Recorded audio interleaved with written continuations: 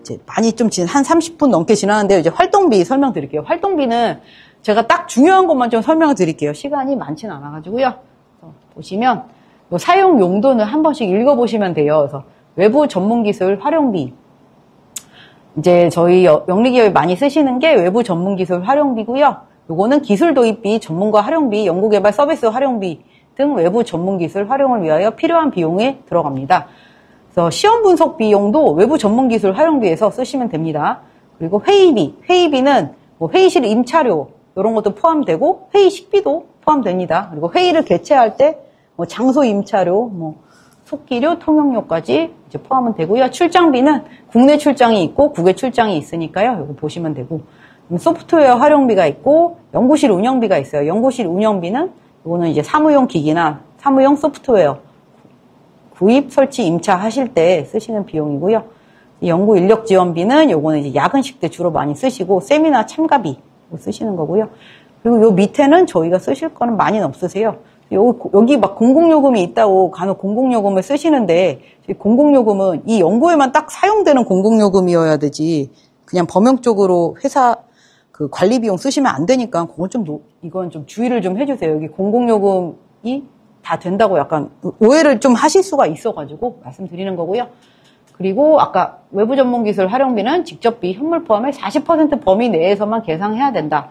근데 간혹 승인받은 경우는 넘을 수는 있는데요. 요거는 저희가 넘게 되면 문의를 드리면 선생님 이게 넘으셨으면 초과되는 금액은 불인정이 될 수 있다고 말씀을 드리면 뭐 승인받았다라고 소명하시면 인정되는 경우는 있는데 승인이 안 된 경우들도 더 많이 있으세요. 그리고 저희가 이제 회의식비가 좀 24년 12월부터 1일부터 바뀐 게 있는데요. 회의식비를 사용 시에 회의식비를 쓰겠다고 사전 승인 문서를 이 영리기업들도 다 좀 만드셔야 돼요. 근데 이게 막 어렵진 않거든요. 제가 뒤에서 예시 파일 하나 보여드릴게요. 그래서 그렇게 좀 진행하시면 되니까.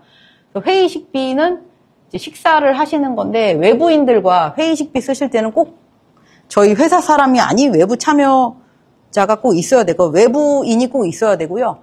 주관기관과 공동기관끼리 회의하시는 거 회의식비에서 주관기관이 쓰실 수 있고요. 공동과 위탁이 회의하시는데 공동에서 회의식비 쓰실 수 있으세요. 그래서 주관이 봤을 때 공동이나 위탁은 외부인이니까 그건 다 가능하시니까요. 그건 보시면 되고 그다음에 저희 종신학회비는 쓰시면 안 되고 그다음에 저희 내부 거래는 불인정이에요. 내부 거래라 함은 저희 영리기관 내부에서 하는 거래가 있고요. 그리고 이 동일 과제를 수행하는 기관 간의 거래도 내부 거래라고 해요. 그래서 주관기관과 공동기관이 있는데 주관과 공동이 현금 거래를 절대 하시면 안 돼요. 근데 여기 단서가 하나 있죠. 주관이 이제 영리기관이고 공동기관이 비영리 학교 뭐 산학협력단 이렇게 들어오셨는데 시험 분석 의뢰를 하시는 경우가 있어요. 주관에서 공동에. 그런 경우는 이 시험 분석 결과서가 나오는 경우만 가능하세요. 그러니까 이거 주의하시고요. 이런 경우가 아니면 전부 불인정이 되니까 주의를 좀 해주시고요. 그리고 다음 보시면 요것도 이제 그 사용 기준이 나오거든요. 그래서 한 번씩 보시면 되고요. 저희가 회의비, 요것도 질문 많으신데 10만 원 부가세 포함이에요. 저희 기존 과제는 다 부가세 포함이라고 생각하시면 되고 회의 사용하는 경우 회의록 생략 가능이라고 되어 있는데 사실 내부 결제 문서에 뭐 참석자 명단, 뭐 일시, 장소 다 쓰라고 되어 있거든요. 그래서 그게 없이 그냥 내부 결제만 있으면 저희가 내부 결제 문서를 보완을 하시던지 아니면 회의록을 제출을 하라고 꼭 말씀을 드려요. 그리고 요거 아까 제가 말씀드렸듯이 다과까지 포함해서 1인 1식 3만 원이에요. 그래서 요거는 이게 기정원 과제만 좀 이러니까 요건 좀 주의를 해 주시고 그다음에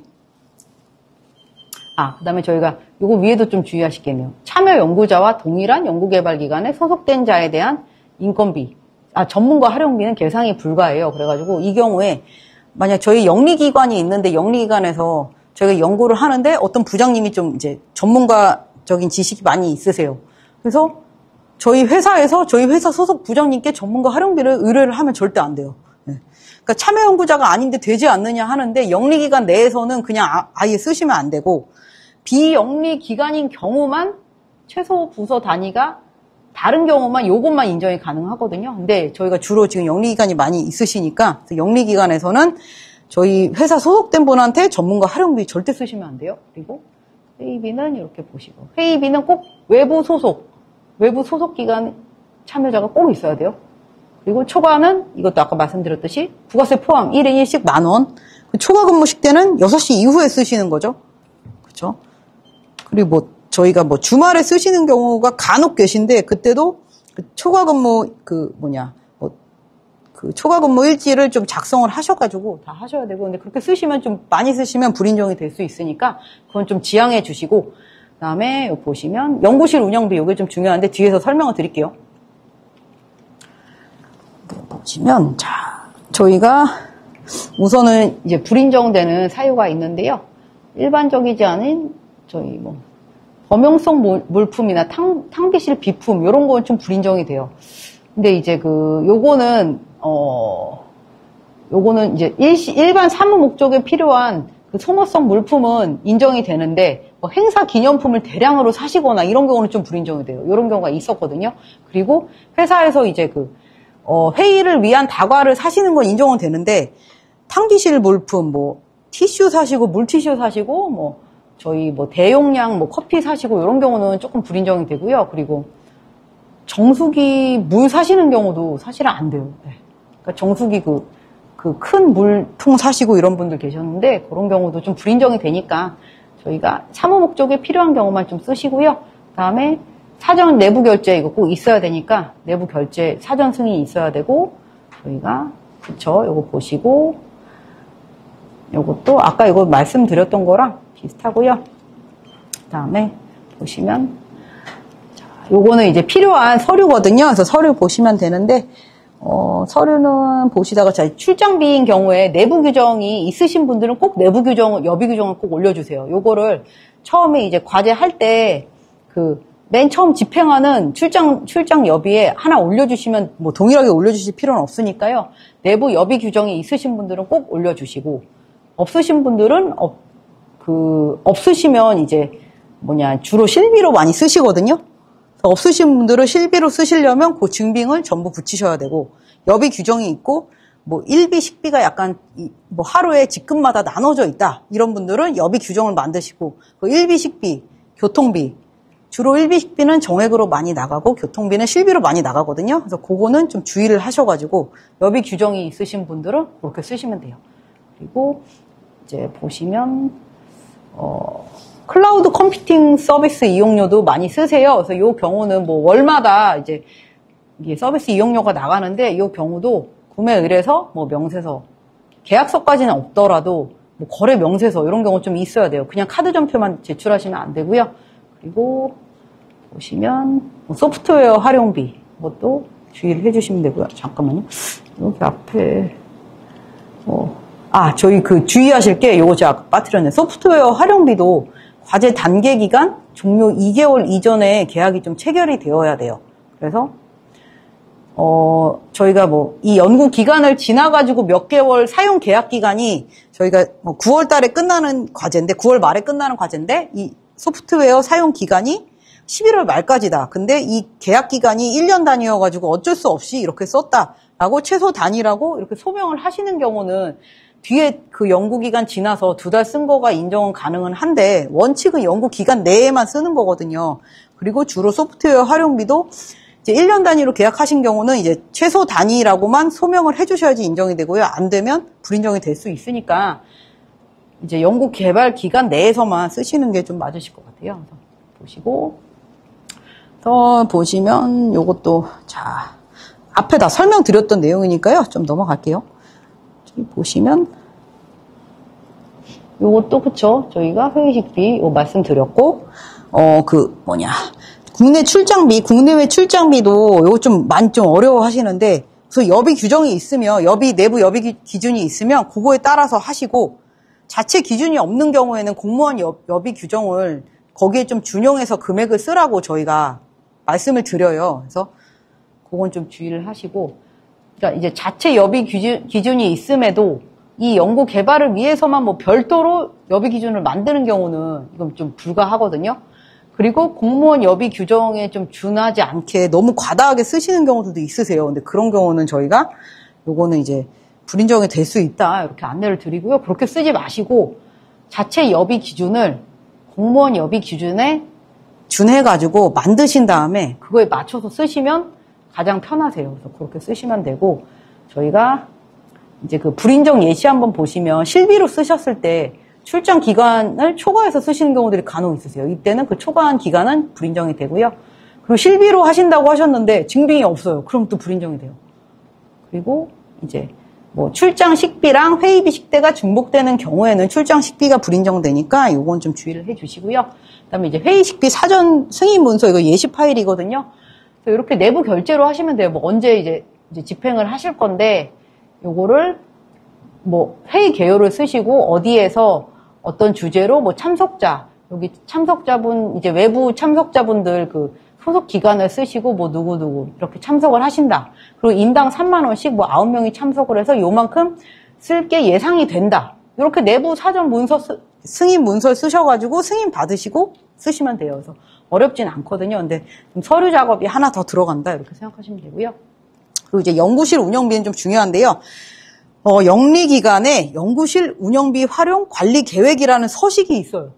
요거가 저희가 협약하실 때 아마 다 보셨을 거예요. 근데 이거를 작성을 하신 분들도 있고 이걸 구매를 안 하실 거면 작성을 안 하신 분들도 계세요. 근데 중기부 과제는 생각보다 요거 많이 안 쓰시더라고요. 그래서 저희한테도 이제 연구실 운영비 활용 관리 계획 작성을 최초 협약 시에 이거 승인 받으셔야 되는 거거든요. 최초 협약 시에 제출을 하셨냐 여쭤보면 안 쓰신 경우는 그러면 저희가 쓸 수가 없어요. 이런 사무용 기기, 사무용 소프트웨어 절대 구입하시면 안 돼요.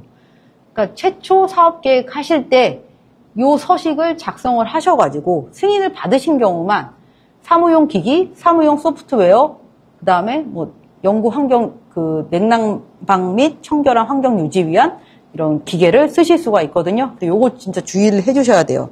그래서 이 근데 이거 영리기관이거든요. 그래서 영리기관만 좀 주의를 하시면 되는데 영리기관이신데 요걸 안 쓰시고 공기청정기를 구입하셨어요. 그러면 불인정이 돼요. 그렇죠? 차라리 그러니까 계획하시기 전에 여기에 공기청정기 뭐 한 대 금액까지 쓰셔가지고 여기 품목이랑 단가도 나오거든요. 그래서 공기청정기를 얼마 쓰실 거다라고 쓰시고 협약을 받으셨으면 인정이 되는데 협약 시에 승인 안 받고 쓰시면 불인정이 되고요.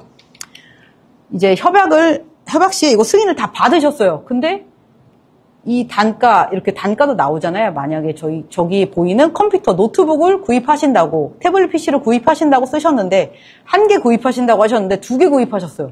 그러면 1개가 불인정이 돼요. 그러니까 그거 주의하시고, 여기에 쓰신 대로만 쓰셔야 된다. 그래서 요 연구실 운영비는 최초 사업 계획 시에 활용 관리 계획을 승인받은 요 품목이랑 수량에 해당되는 것만 쓰셔라. 아니면 불인정이 된다. 이렇게 보시면 되고, 요 해당되는 거는 여기 한번 보시면 될 것 같습니다. 그거 좀 주의를 해 주시고요. 다음에 나머지는 여기는 뭐 복잡하진 않거든요. 근데 저희가 챗GPT 요새 많이 쓰셔가지고 질문이 엄청 많으세요. 자, 챗GPT는 연구 개발에 직접 관련 있음을 소명을 하시면 인정은 돼요. 그래서 주로 이게 오픈 AI잖아요. 그래서 사업계획서에 오픈 AI를 클라우드 컴퓨팅 서비스 활용비에서 쓰시겠다라고 사업계획서에 적어 오시는 분들은 인정은 되시는데 만약에 못 적고 사업계획을 하실 경우도 있으시잖아요. 그런 경우는 이거를 챗GPT를 이거를 뭐 월 사용료를 누가 이 연구개발에 어떻게 쓰는지 그거를 좀 소명을 해주셔야 돼요. 그거를 구매 품위서에 자세히 써서 그러니까 이거를 뭐 저희 참여 연구자 A라는 분이 이거를 꼭 써야 된다. 그런 경우에만 연구활동비 직접비에서 쓴 게 인정이 되고요. 직접적으로 쓰지 않고 저희 과기부에서 이런 사례가 그 사례를 저희한테 공유해 주신 게 있는데 챗GPT를 이렇게 연구개발에 직접적으로 쓰지 않고 그냥 보고서 작성하는 용으로 좀 범용적으로 쓴다 하시면 간접비에서 쓰라고 나와 있더라고요. 그래서 그런 경우는 그런데 그래서 우선 기존 과제의 경우에는 쓰시는 경우는 누가 어떤 연구개발을 하는데 쓰는지 누가 어떤 연구개발을 하는데 직접적으로 쓰는지 꼭 소명해 주세요. 안 되면 불인정이 됩니다. 그리고 보시면 그쵸 저희가 범용성 소프트웨어는 여기에서 쓸 수 없고 요거는 저희 연구용 소프트웨어 활용비라고 생각하시면 됩니다. 그래서 소프트웨어 활용비가 범용성은 아니고 연구용이라고 생각하시면 되고, 종료일 2개월 전까지 사용계약 꼭 체결해 주셔야 되고요. 그리고 여기 이제 아래 보시면, 자, 연구 라이센스 질문이 많이 있는데, 이거는 그냥 안 된다라고 생각하시면 돼요. 연구 라이센스를 구매를 하시려면 금액도 크고, 저희 또 연구비는 금액이 크지 않기 때문에 요거는 사용하지 마시고, 그 다음에 요거는 아래 보시면 됩니다. 이렇게 보시면 되고.